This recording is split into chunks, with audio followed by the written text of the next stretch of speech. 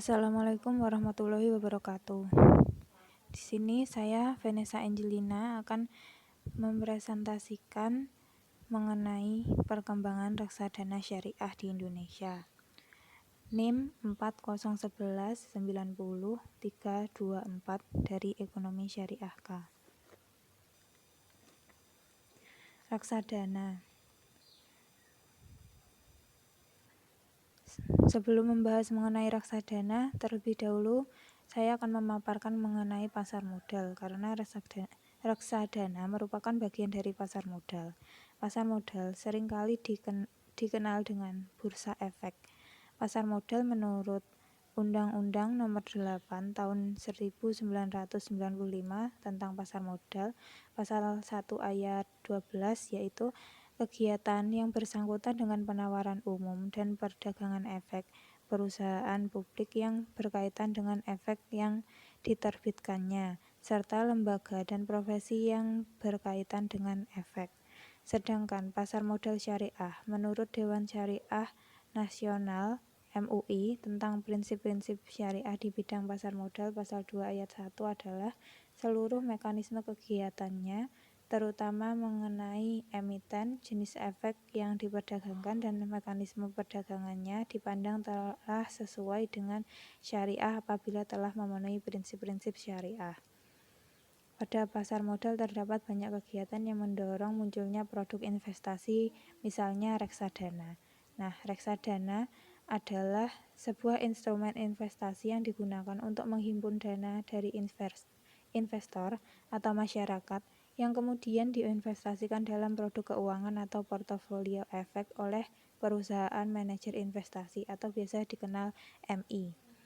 Reksadana menurut Undang-Undang Pasar Modal Nomor 8 Tahun 1995 Pasal 1 ayat 27, yaitu wadah yang digunakan untuk menghimpun dana dari masyarakat pemodal untuk selanjutnya diinvestasikan dalam portofolio efek oleh manajer investasi.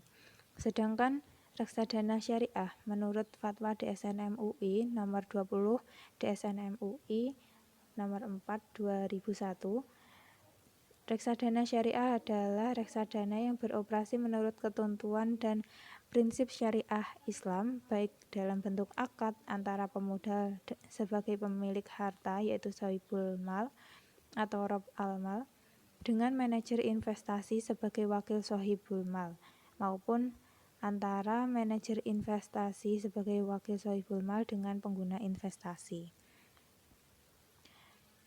Reksadana syariah disebut juga dengan Syariah Mutual Fund, yang merupakan suatu lembaga intermediasi yang membantu surplus unit atau investor dalam melakukan penempatan dana yang selanjutnya diinvestasikan kembali atau reinvestment kepada pihak-pihak yang membutuhkan dana atau defisit unit sebagai tambahan modal kerja.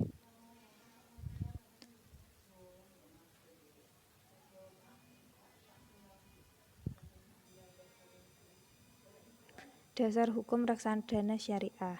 Pada prinsipnya, setiap sesuatu dalam muamalat adalah dibolehkan selama tidak bertentangan dengan syariah, mengikuti kaidah fikih yang dipegang oleh mazhab Hambali dan para fuqaha lainnya, yaitu prinsip dasar dalam transaksi dan syarat-syarat yang berkenaan dengannya ialah boleh diadakan selama tidak dilarang oleh syariah atau bertentangan dengan nas syariah.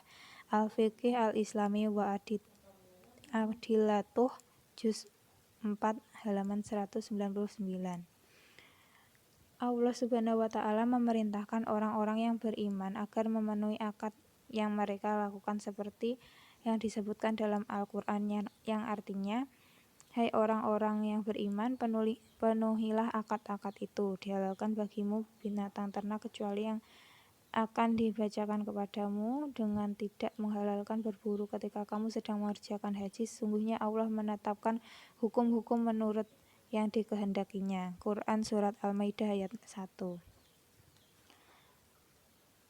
Syarat-syarat yang berlaku dalam sebuah akad adalah syarat-syarat yang ditentukan sendiri oleh kaum muslimin selama tidak melanggar ajaran Islam.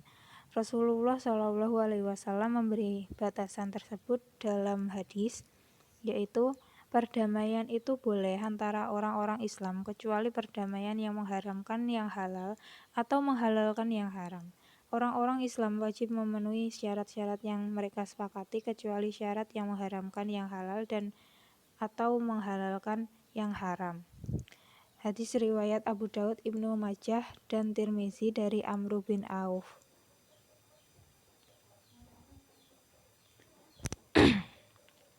Syariah dapat menerima usaha semacam reksadana sepanjang hal yang tidak bertentangan dengan syariah.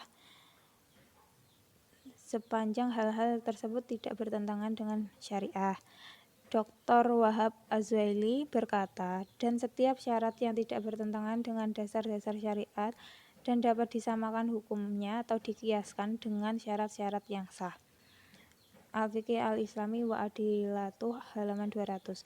Prinsip dalam berakad juga harus mengikuti hukum yang telah digariskan oleh Allah Subhanahu wa taala dalam firman-Nya yang artinya, hai orang-orang yang beriman, janganlah kamu saling memakan harta sesamamu dengan jalan yang batil, kecuali dengan jalan perniagaan yang berlaku dengan suka sama suka di antara kamu, dan janganlah kamu membunuh dirimu, sesungguhnya Allah adalah Maha Penyayang kepadamu.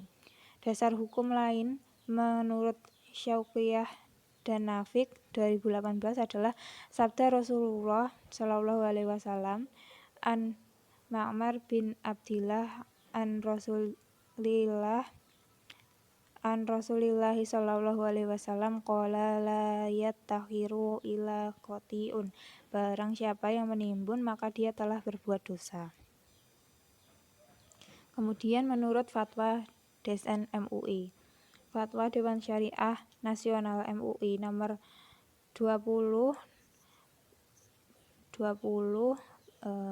DSN MUI 9 tahun 2000 juga memuat antara lain 1. Dalam reksadana konvensional masih terdapat unsur-unsur yang bertentangan dengan Islam baik dari segi akad, pelaksanaan investasi maupun dari si pembagi keuntungan.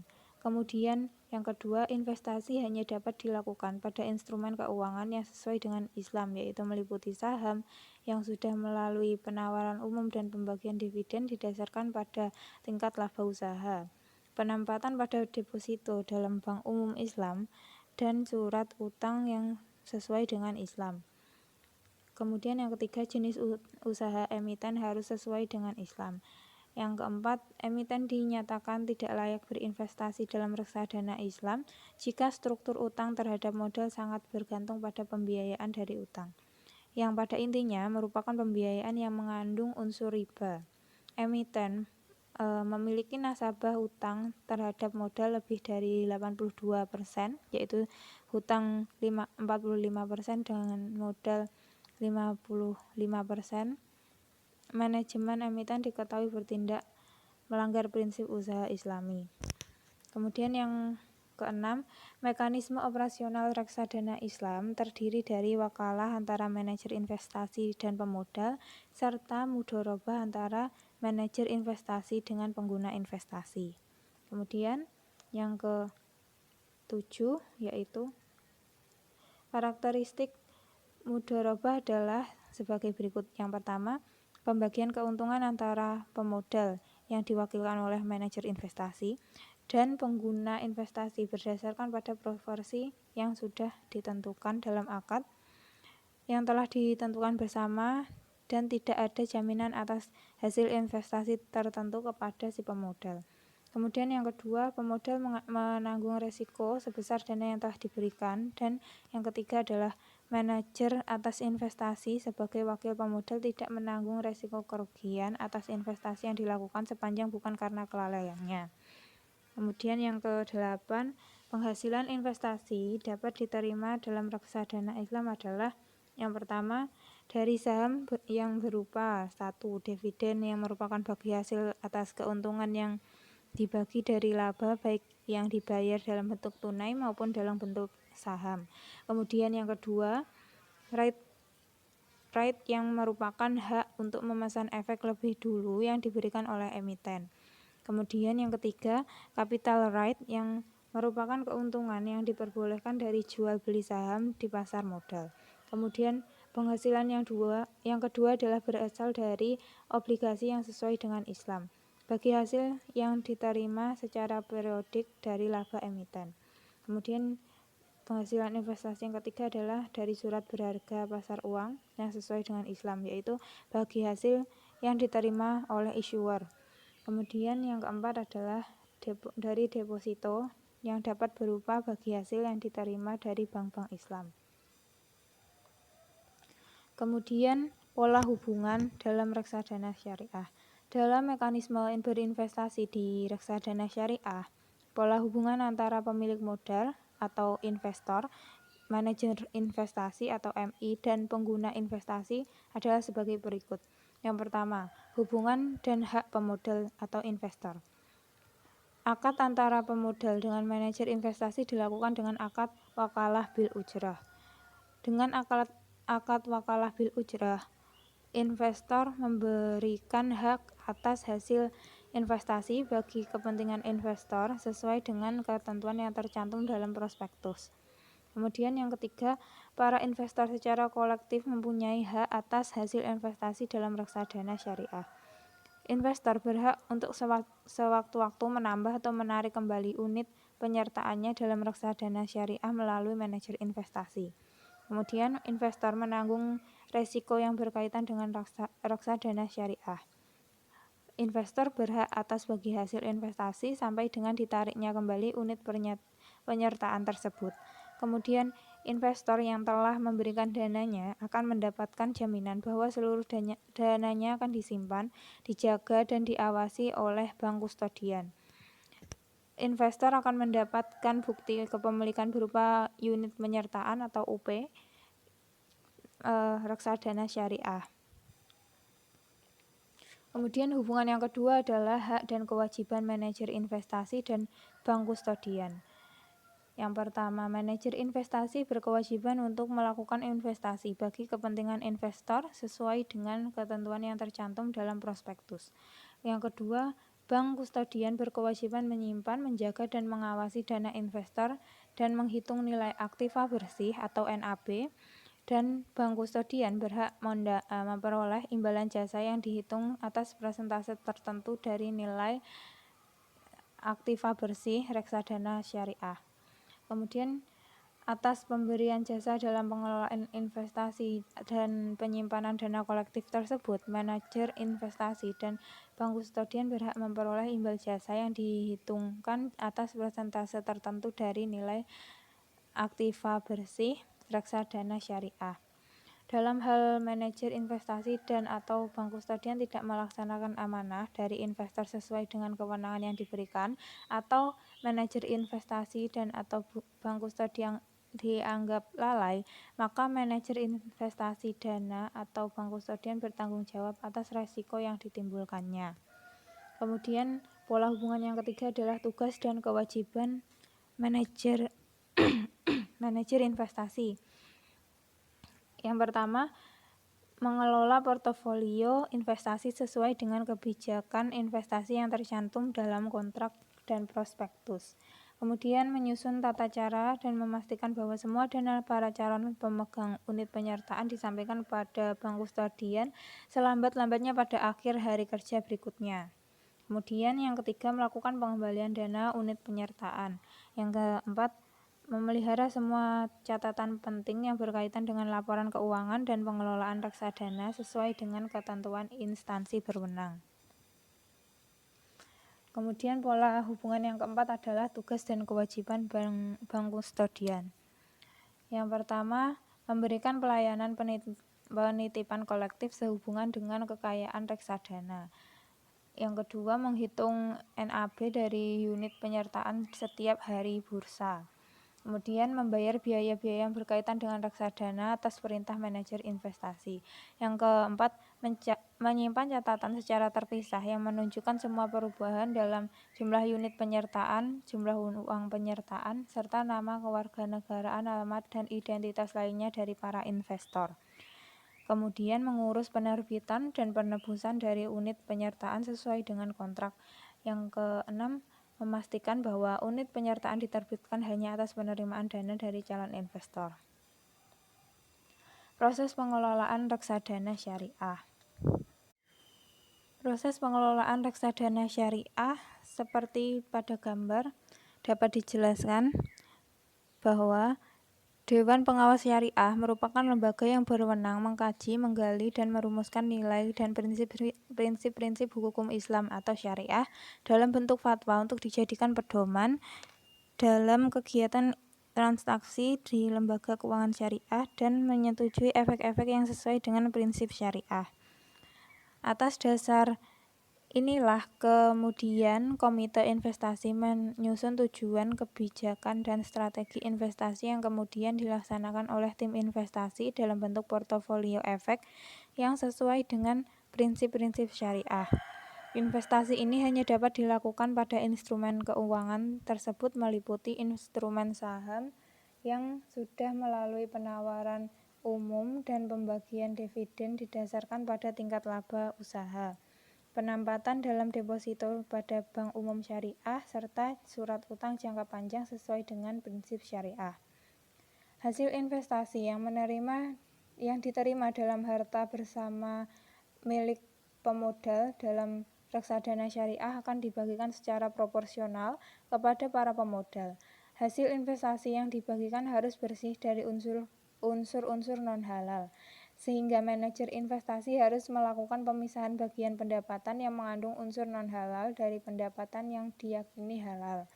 Perhitungan bagi hasil yang dapat diterima oleh reksadana dan hasil investasi yang harus dipisahkan dilakukan oleh bank kustodian dan setidak-tidaknya setiap 3 bulan dilaporkan kepada manajer investasi untuk kemudian disampaikan kepada para pemodal dan dewan syariah.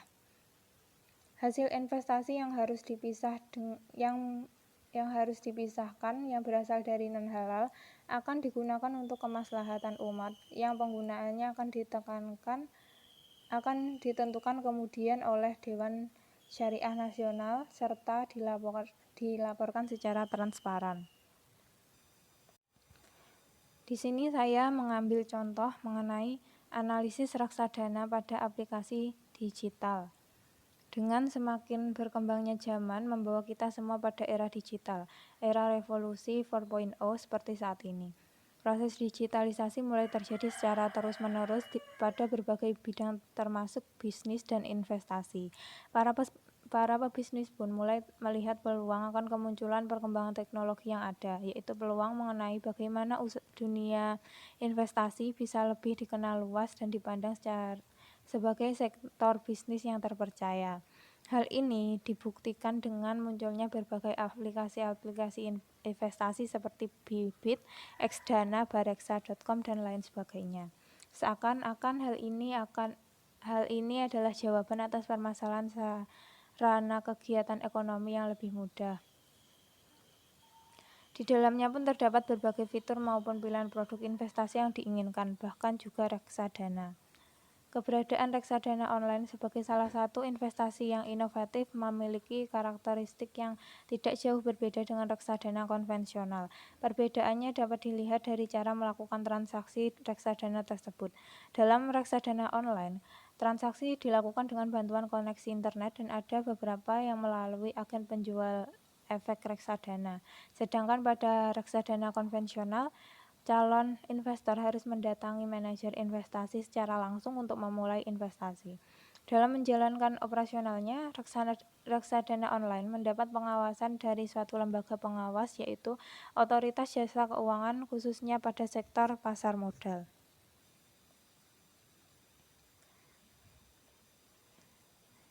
Sekian presentasi dari saya. Apabila ada kurang lebihnya saya mohon maaf. Wassalamualaikum warahmatullahi wabarakatuh.